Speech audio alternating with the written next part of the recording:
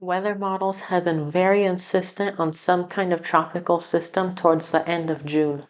With very warm ocean water currently in place, as well as taking into consideration that we have already seen a tropical system in the Gulf this month, it's possible that we may see a tropical weather threat as we head into the latter half of June. Who exactly may be affected?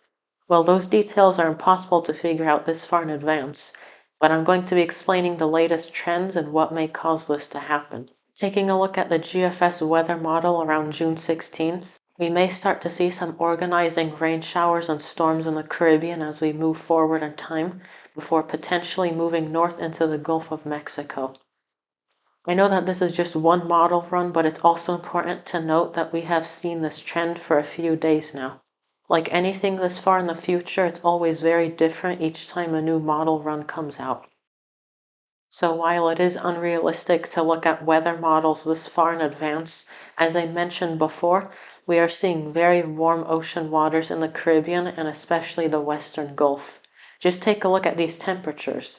We're seeing widespread sea surface temperatures between 26 and 30 degrees Celsius, which is equivalent to 82 and 86 degrees Fahrenheit. That's obviously very warm water and very capable of supporting a tropical system. This map shows where the most likely area is for tropical development in June. The yellow area is where tropical development is possible, while the orange area is where it's most likely.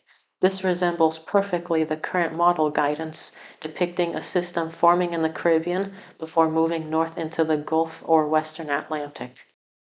Because of how far in the future this is, we're not going to spend too much time on this video. So before we conclude, just remember to stay vigilant and not become concerned. As we get closer, it will become more clear whether this will be a real threat or not.